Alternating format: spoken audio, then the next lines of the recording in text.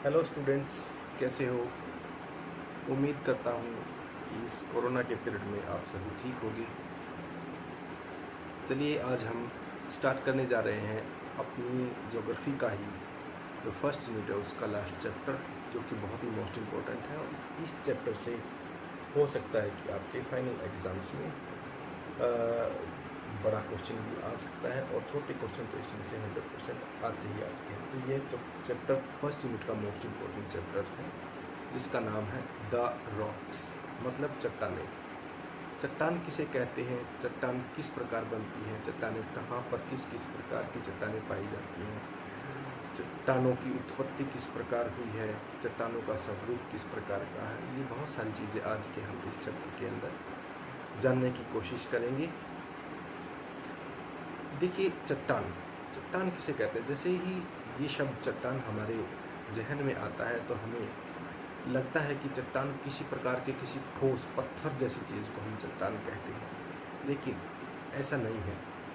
पृथ्वी के की भूपर पर, मतलब कि पृथ्वी की जो क्रस्ट है, पहली से वो सबसे ऊपर वाली जो लेयर है, जब इस लेयर को हम देखते हैं तो इसके ऊपर जितने भी पदार्थ से मिलकर ये लेयर बनी हुई है, इन सभी पदार्थों को हम चट्टान कहते हैं। चाहे वह रेत हो, चाहे वह बालू हो, चाहे वो कंकड़ पत्थर हो, किसी भी प्रकार का पदार्थ जिससे भूप्रकृति हमारी बनी हुई है, हम उन सभी पदार्थों को रॉक्स कहते हैं। और जो रॉक्स है, यही नहीं है कि भी रॉक्स सिर्फ आपकी अर्थ क्रस्ट, मतलब कि पृथ्वी की सबसे ऊपर वाली लेयर पर ही रॉक्स पाई जाती हैं। तो रॉक्स हमारी कोर के अंदर भी पाई जाती है, मेंटल के अंदर भी पाई जाती है, और क्रस्ट के अंदर भी पाई जाती है। तो तीनों जो लेयर्स है हमारी पृथ्वी की, तीनों लेयर्स के अंदर जितनी भी प्रकार की के मैटर पाए जाते हैं, वो सभी रॉक्स के अंदर शामिल होते हैं। तो आज हम जानने की कोशिश करेंगे कि रॉक्स क्या होती है, कैसे बनती है, कहाँ कहाँ पाई जाती है, और कितने प्रकार की होती है। मुख्य रूप से यदि हम देखें तो रॉक्स हमारी तीन प्रकार की रॉक्स होती हैं, तीन ही तरह की रॉक्स होती हैं। पहली जो रॉक्स होती है उसको कहते हैं हम इग्नियस रॉक्स, मतलब कि आग्नेय चट्टानें। दूसरी जो चट्टान होती है वो होती है सेडिमेंट्री रॉक्स। चट्टानें तीन प्रकार की होती हैं। पहली जो चट्टान होती है उसको हम कहते हैं इग्नियस रॉक्स, मतलब कि आग्नेय चट्टानें, मतलब कि ऐसी चट्टान जो कि लावा, जो पृथ्वी के अंदर से लावा निकलता है, और जब वो लावा पृथ्वी पर की बाहरी सतह पर या पृथ्वी के अंदर ही कहीं पर जम जाता है, ठोस रूप धारण कर लेता है, तो उस प्रोसेस से जो चट्टान बनती है उसको हम क्या कहते हैं, उसको हम बोलते हैं आपकी आग्नेय चट्टानें। नंबर दो जो चट्टान होती हैं उसको हम बोलते हैं सेडिमेंट्री रॉक्स। जब ये रॉक्स बन जाती है, जब बड़े बड़े पहाड़ बन जाते हैं, तो और पहाड़ के बाद पठार भी बनते हैं, प्लेन मैदान भी बनते हैं। तो जब ये चट्टानें, जो आग्नेय चट्टानें हैं, इनके ऊपर मौसम का प्रहार होता है, तो ये धीरे धीरे करके टूटने लगती हैं। इनका जब वेदरिंग होता है, जब टूटने के पश्चात छोटे छोटे से इनके कण बन जाते हैं, और इन कणों से ही जो जिस प्रकार की रॉक्स का निर्माण होता है, उनको हम अवसादी चट्टानें कहते हैं, या फिर सेडिमेंट्री रॉक्स कहते हैं। और नंबर तीसरी जो रॉक्स होती है उसको हम बोलते हैं मेटामॉर्फिक रॉक, या फिर कायांतरित चट्टानें। जैसा कि इसके नाम से ही जाहिर है, कायांतरित चट्टानें क्या होती हैं, वह चट्टान जो अपनी कायांतरित, मतलब काया को बदले, मतलब अपने स्वरूप को बदल ले। जैसे कि यदि हम देखें कि कोई चट्टानें अवसादी चट्टानें थी, और अवसादी चट्टानें अपने किसी रूप से, किसी कारण से अपने रूप को बदले, चाहे वह उस बदलने का कारण आपका टेम्परेचर हो, या प्रेशर हो, या कुछ इस प्रकार की कोई और भौतिक क्रियाएं हों, जिसकी वजह से उसने अपना स्वरूप बदल दिया। तो इन स्वरूप बदलने की वजह से जो नई रॉक बनती है, तो उस रॉक को हम कायांतरित चट्टानें कहते हैं। अब हम धीरे धीरे करके तीनों रॉक्स का एक एक करके निरीक्षण करेंगे। पहली जो रॉक होती है उसको हम कहते हैं आग्नेय चट्टानें। आग्नेय चट्टानों का जानने से पहले यदि हम पूरी पृथ्वी का एक निरीक्षण करें कि वह किन किन पदार्थों से मिलकर बनी हुई है, तो उसमें यदि हम देखें तो पूरी की पूरी पृथ्वी में आयरन आयरन मतलब लोहा। लोहा 35% भाग है जो पूरी पृथ्वी का जो बनी हुई है वह लोहे से बनी हुई है, उसका 35% भाग लोहा है। नंबर दूसरे पर आता है ऑक्सीजन। नंबर 2 पर ऑक्सीजन। ऑक्सीजन नंबर दूसरे पर है जो कि डिज़ोल्व फॉर्म में है। आपकी जितनी भी अपनी रॉक्स है उनके अंदर डिज़ोल्व फॉर्म में ऑक्सीजन है। Number 3 silicon. Number 4 magnesium. Number 5 nickel, sulphur, calcium और एल्यूमिनियम। ये 8 ऐसे तत्व हैं जिनके अंदर जिनसे पूरी की पूरी पृथ्वी बनी हुई है। ये आठों के आठों तत्व मिलकर देखें तो 99% ये पूरी की पूरी पृथ्वी है जो उसी से मिलकर बनी हुई है। 99%। सिर्फ 1% अदर मेटल्स हैं, अदर धातु हैं और अदर प्रकार के खनिज मिनरल्स हैं जो वो 1% में आते हैं। और ये जो 8 मैंने आपको बताए थे ये 99% के अंदर आते हैं। अब यदि ये तो हमने देखा पूरी पृथ्वी की कॉन्स्टिट्यूशन देखी, पूरी पृथ्वी की संरचना देखी, लेकिन यदि हम सिर्फ पृथ्वी की ऊपरी लेयर, क्योंकि हम ऊपरी लेयर पर ही रहते हैं, हम क्रस्ट पर ही तो रहते हैं, तो हमें क्रस्ट की यदि हम कंपोजिशन को देखें कि क्रस्ट किन किन चीज़ों से मिलकर बनी हुई है, तो हम देखते हैं कि सबसे पहले अर्थ क्रस्ट के अंदर 46% ऑक्सीजन है। अब आप ये सोचते हैं कि ऑक्सीजन हमें सिर्फ और सिर्फ पेड़ पौधों से मिलती है, लेकिन नहीं। ऑक्सीजन हमें हमारी जो अर्थ क्रस्ट है इसके अंदर डिज़ोल्व फॉर्म में है, इसी के अंदर सम्मिलित है। 45% ऑक्सीजन है। सिलिकॉन 28% है, एल्यूमिनियम 8% है, आयरन 6% है, मैग्नीशियम 4% है, कैल्शियम 2.4% है, पोटाशियम 2.3% और सोडियम 2.1% है। ये 8 कॉन्स्टिट्यूएंट भी अर्थ क्रस्ट का जो पृथ्वी की ऊपरी लेयर है उसके अंदर 99% पार्टिसिपेट करते हैं। इसका मैं एक छोटा सा आपको यहाँ पर एक दोनों का अलग अलग करके चित्र बना करके दिखा देता हूँ। यहाँ पर आप देख सकते हैं, ये रहा।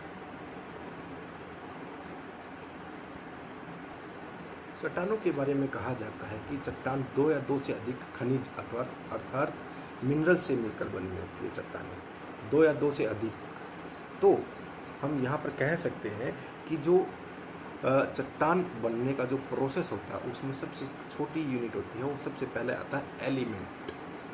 एलिमेंट से कंपाउंड बनते हैं और कंपाउंड से मिनरल्स बनते हैं और मिनरल से रॉक्स बनती हैं। तो हमें ये पूरे का पूरा प्रोसेस आपको पता होना चाहिए। एलिमेंट, कंपाउंड, मिनरल्स और रॉक्स, तो ये 4 आपके सीरीज़ होती है। सबसे पहले एलिमेंट बनेगा, फिर कंपाउंड बनेगा, फिर मिनरल बनेगा और फिर रॉक्स बनती है। तो हमें ये सीरीज़ पता होनी चाहिए और ये पता होना चाहिए 2 या 2 से अधिक मिनरल्स के संयोग से बने हुए कोई पदार्थ को हम चट्टान कहते हैं। ठीक है, चलिए अब आगे देखते हैं। इग्नियस रॉक्स, आग्नेय चट्टानें। चलिए देखते हैं आग्नेय चट्टानें किस प्रकार से बनती हैं। देखो, इग्नियस रॉक्स का मतलब जो आग्नेय चट्टानें जिसको हम कहते हैं, इनका निर्माण जो पृथ्वी के अंदर से जो लावा निकलता है। मैंने आपको जब पृथ्वी की आंतरिक संरचना करवाई थी उसमें एस्थेनोस्फीयर की बात करी थी, जहाँ पर क्या होता है, एस्थेनोस्फीयर के अंदर आपका जो लावा चैम्बर होता है, जब ये लावा बाहर निकलता है पृथ्वी की आंतरिक हलचलों की वजह से, जब यह बाहर निकलता है, तो जब ये लावा निकलता किसी न किसी रूप में रास्ते में ही या तो पृथ्वी के अंदर जो लावा ट्यूब के अंदर ही किसी न किसी रूप से जम जाता है या फिर उसके अंदर ही किसी और फॉर्मेट में जम जाता है। तो जब जमने से जब कठोर चट्टान का निर्माण होता है तो उन चट्टानों को ही हम आग्नेय चट्टानें कहते हैं। इन चट्टानों को हम प्रारंभिक और प्राइमरी रॉक्स भी कहते हैं। प्राइमरी रॉक्स क्यों कहते हैं? क्योंकि शुरुआत में इन्हीं का निर्माण होता है, उसके पश्चात ही आपका मेटामॉर्फिक मतलब कायांतरित और अवसादी चट्टानों का निर्माण इसके बाद में होता है। इन्हीं का इरोजन और इसी का स्वरूप बदलने से ही आपका दूसरी चट्टानों का निर्माण होता है। इसके साथ साथ चलिए अब हम देखते हैं कि भाई आग्नेय चट्टानें कितने प्रकार की होती हैं। आग्नेय चट्टानें हैं जो वह तो इग्नियस रॉक्स होती हैं, वह मुख्य रूप से स्थिति के आधार पर यदि हम देखें कि वह कहाँ पर वो लावा ठंडा हुआ है, तो उस स्थिति के आधार पर वह 2 प्रकार की हो सकती हैं। पहली तो वह चट्टानें जो पृथ्वी के अंदर कहीं गहराई में जम जाए, और या फिर दूसरा जब लावा बाहर पृथ्वी की सतह पर आ जाए, जब वहाँ पर वो जमता है, तो एक वहाँ पर तो दो प्रकार की चट्टानें हो गई। इसमें पहली है जो चट्टान, उसको हम कहते हैं intrusive igneous rocks. Intrusive igneous rocks मतलब अंतर्वेदी आग्नेय चट्टानें। अंतर्वेदी मतलब पृथ्वी के अंदर कहीं गहराई में जब चट्टानें लावा जब जम जाता है, तो वहाँ पर जब जमने से जिस प्रकार की चट्टान का निर्माण होता है, तो उस चट्टान को हम क्या कहते हैं, इंट्रूसिव इग्नियस रॉक्स कहते हैं। नंबर 2 आपकी बताई मैंने कि चट्टानें जब एक्सट्रूसिव इग्नियस रॉक्स कही जाती हैं, जब वह लावा बाहर पृथ्वी की सतह पर आकर के जम जाता है, उसको बोलते हैं बहिर्वेदी आग्नेय चट्टानें। मतलब कि वह जब बाहर आकर के जम जाता है तो उसको बहिर्वेदी कहा जाता है। और अंतर्वेदी चट्टानें के भी दो, मतलब जो पृथ्वी के अंदर जो जमती हैं, वह उसके भी मुख्य रूप से दो पार्ट होते हैं। पहली जो चट्टान होती है उसको हम बोलते हैं प्लूटोनिक रॉक्स। प्लूटोनिक रॉक्स मतलब पातालीय चट्टानें जो काफ़ी गहराई के अंदर जा करके जमती हैं। और दूसरी जो चट्टानें होते हैं हैपाबेसल रॉक्स। हैपाबेसल रॉक्स का मतलब क्या होता है कि जो मध्यवर्ती भाग में आकर के जम जाती है, तो उसको हम बोलते हैं अधिवितलीय चट्टानें। ठीक है, तो ये दो प्रकार की चट्टानें, इसके सब पार्ट हो गए हैं। जो इंट्रूसिव इग्नियस रॉक्स मैंने बताई, उसकी दो सब पार्ट होते हैं। बहिर्वेदी है, जो बहिर्वेदी चट्टानें वह होती हैं जो पृथ्वी के सतह पर आकर के जमती हैं। तो इनके अभी हम एक एक करके एग्जाम्पल देखते हैं। प्लूटोनिक इग्नियस रॉक्स है पृथ्वी की काफ़ी गहराई के अंदर जाकर ये जमती हैं, क्योंकि वहाँ पर जमने की जो रफ्तार वो बहुत ही कम होती है। तो यहाँ पर जब चट्टानें जब लावा जम रहा होता है, तो उसके बहुत ही महीन क्रिस्टल्स बनते हैं। जब उसके महीन क्रिस्टल्स बनते हैं तो वह बहुत ही बड़े बड़े पार्ट में वह जम जाता है उसके अंदर, पृथ्वी के अंदर। इसका जो महत्वपूर्ण उदाहरण की बात करें तो वो गेब्रो और ग्रेनाइट नाम की चट्टानें हैं, जो वह आपकी परतालीय जो प्लूटोनिक इग्नियस रॉक्स है उसका एक महत्वपूर्ण ज्वलंत उदाहरण है। इनके रंग अलग अलग हो सकते हैं, जैसे कि रंग इसका भूरा, लाल, गुलाबी और सफ़ेद हो सकता है। उसके बाद यदि हम इसी का दूसरा पार्ट है हेपाबाइसल रॉक्स, मतलब मध्यवर्ती चट्टानें, जो कि जब लावा बाहर निकल रहा होता है तो रास्ते में ही या तो लावा ट्यूब के अंदर लावा जम जाता है, या फिर छोटी मोटी कंदराएँ जो मिलती हैं उनके अंदर जिस प्रकार की उस कंदरा की शेप होती है, उसी शेप में वह लावा जमकर ठोस बन जाता है। तो यहाँ पर भी आपकी अलग अलग प्रकार की चट्टानें देखने को मिलती हैं, जिनके अलग अलग नाम हो सकते हैं। वो सभी नाम से मैं आपको बताऊँगा होते हैं। इसका जो महत्वपूर्ण उदाहरण है जो वो है डोलेराइट, माइका और पेगमेटाइट। ये तीन इसके महत्वपूर्ण उदाहरण हैं। उदाहरण उसके बाद नेक्स्ट नंबर 2 आता है एक्सट्रूसिव इग्नियस रॉक्स, मतलब बहिर्वेदी चट्टानें।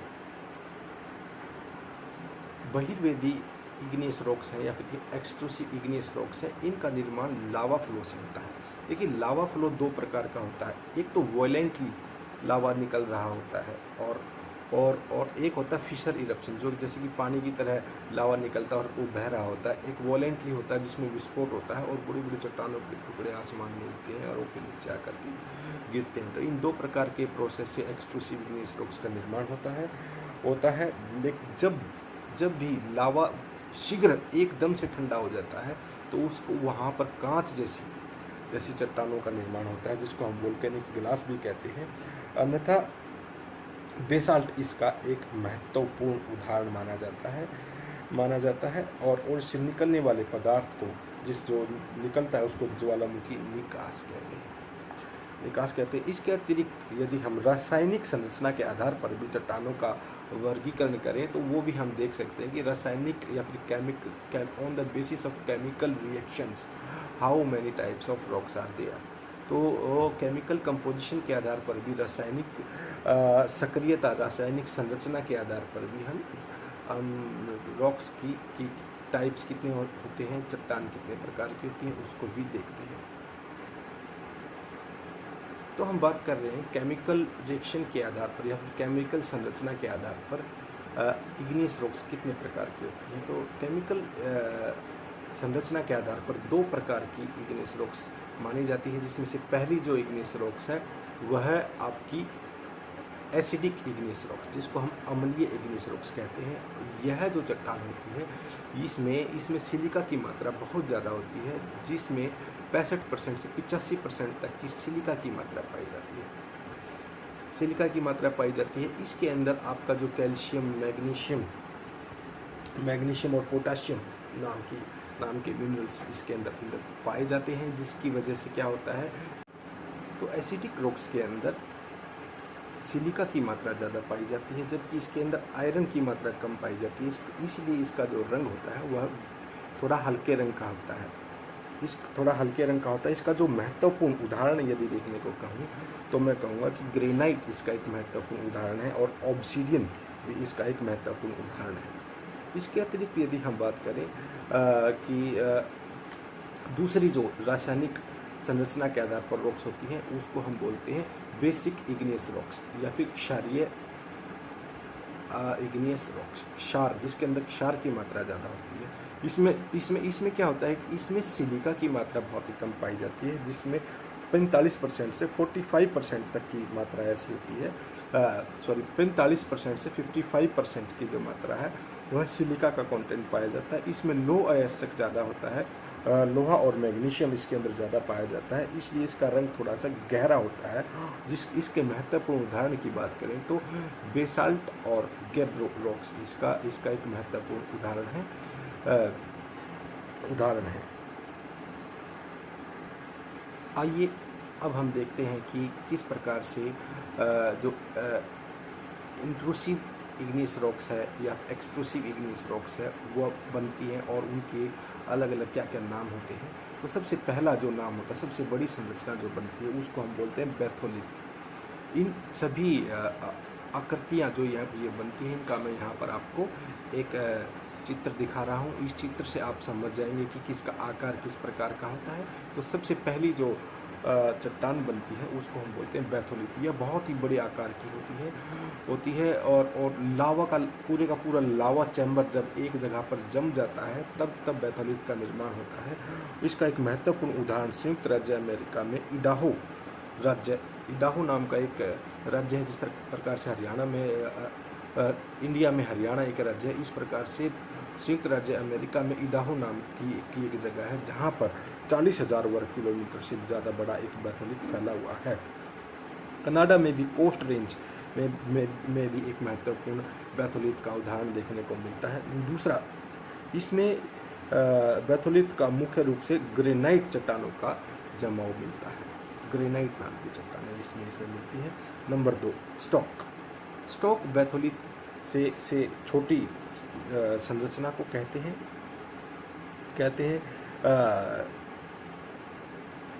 इसकी यह जो संरचना है लगभग 100 वर्ग किलोमीटर तक हो सकती है और यह खड़ी अवस्था में भी होती है। इसके ऊपर अधिक विषम किंतु गोलाकार जमाव होता है। इसकी अन्य विशेषता बैथोलिथ जैसी ही होती है, मतलब कि बैथोलिथ का ही थोड़ा छोटा रूप, मतलब बड़े एरियाज़ में जब लावा जमाव होता है और वह जम जाता है तो उसको हम बैथोलिथ कहते हैं। लेकिन उसे यदि छोटा आकार यदि हम देखने को कहें तो उसको हम क्या कहते हैं, उसको हम स्टॉक कहते हैं। नंबर 3 आता है लैकोलिथ।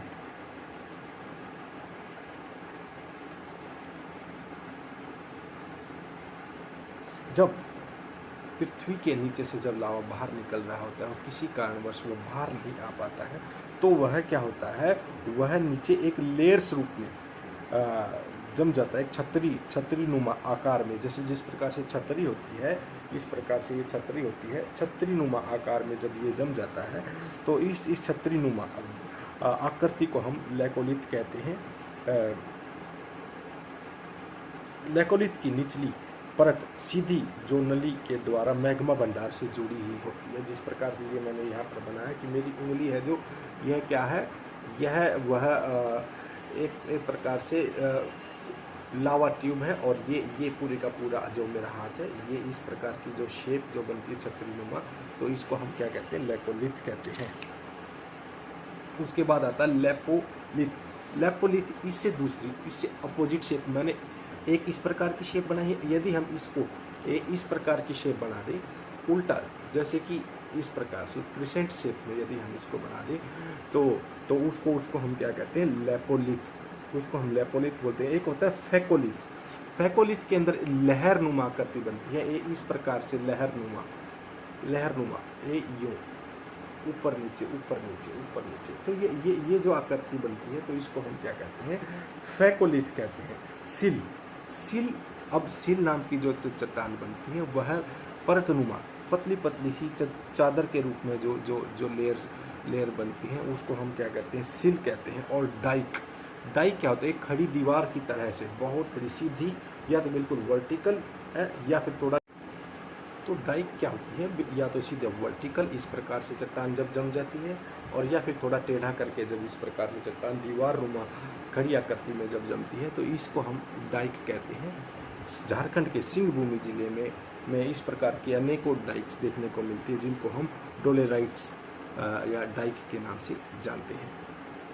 इसके बाद आग्नेय चट्टानों की कुछ विशेषताएं और उनका आर्थिक महत्व, इस चीज़ को हम डिस्कस करेंगे क्योंकि ये जो चट्टानें होती हैं ये बहुत ही ड्यूरेबल चट्टानें होती हैं, और इनका इस्तेमाल है जो गृह निर्माण कार्यों में किया जाता है। इन्हीं चट्टानों के अंदर बहुत ही प्रेशियस स्टोन्स भी आपको इसके अंदर मिल जाते हैं, देखने को मिल जाते हैं। ये चट्टानें जो होती हैं में परत नहीं होती है इन चट्टानों में पोर्स, मतलब कि छेद भी नहीं होते हैं, छिद्र भी नहीं होते हैं, और अप्रवेश्य होती हैं ये चट्टानें। इसके अंदर किसी प्रकार के जीवाश्म भी नहीं पाए जाते हैं। इन चट्टानों का जब वेदरिंग होती है, इनका अपक्षय होता है, मतलब ये जब कटती है, फूटती है, टूटती है, तो उन चट्टानों के निर्माण से अवसादी चट्टानों का निर्माण होता है। खनिज, इसमें बहुत अधिक मात्रा में खनिज पाए जाते हैं। इनका रंग हल्के से लेकर गहरा तक इनका रंग पाया जाता है। इसके अंदर पाए जाने वाले बहुमूल्य खनिज जो पदार्थों में से हैं, जो है सोना, चांदी, गैब्रो, निकिल, प्लेटिनियम, मैग्नीज, लोहा, टिन, जस्ता, तांबा, सीसा आदि इसमें महत्वपूर्ण रूप से चीज़ें पाई जाती हैं। गृह तथा सड़क निर्माण कार्यों के लिए भी इसके अंदर से मटेरियल निकाला जाता है। और जो बेसाल्ट चट्टानें हैं, जब इनका क्षरण होता है या फिर ये इनका डेनुडेशन होता है, तो इससे निर्मित जो चट्टान होती है उसको हम काली मिट्टी कहते हैं। और काली मिट्टी में कपास की खेती की जाती है। तो इस प्रकार से यदि हम देखें तो इसका आर्थिक महत्व भी बहुत ही ज़्यादा है। अब हमने यहाँ पर जाना कि भी अग्नियस रॉक्स किस प्रकार की होती है। यह मुख्य रूप से 3 प्रकार की रॉक्स 3 प्रकार की होती है, जिनमें सबसे पहली रॉक्स होती है वह इग्नियस रॉक्स या फिर आग्नेय चट्टानें होती हैं।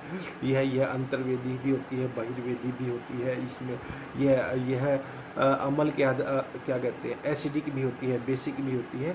तो ये हमने सारी चीज़ें इसके अंदर जानी, क्योंकि यह टॉपिक काफ़ी बड़ा है, बहुत ही महत्वपूर्ण है, इसलिए हम तीनों रॉक्स को अलग अलग करके पढ़ेंगे, क्योंकि टॉपिक बहुत ज़्यादा लंबा हो जाएगा। मैं नहीं चाहता कि आप किसी प्रकार से बोर हों, इसका एंजॉय करें, इसको समझें। टॉपिक के बारे में मैंने लगभग सारी बातें बता दी हैं, आपने नोट्स तैयार करते रहें। और जब आपको नेक्स्ट क्लास में मैं आऊँगा, उससे पहले आपका जो डाउट क्लियरेंस जो राउंड होता है, उसके अंदर आप अपने डाउट्स भी मुझसे पूछ सकते हैं।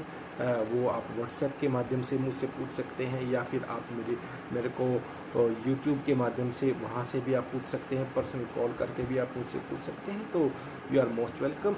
ये था आपका इग्नियस रॉक्स। इसके बाद हम करेंगे आपका सेडिमेंट्री रॉक्स और metamorphic rocks. Thank you very much.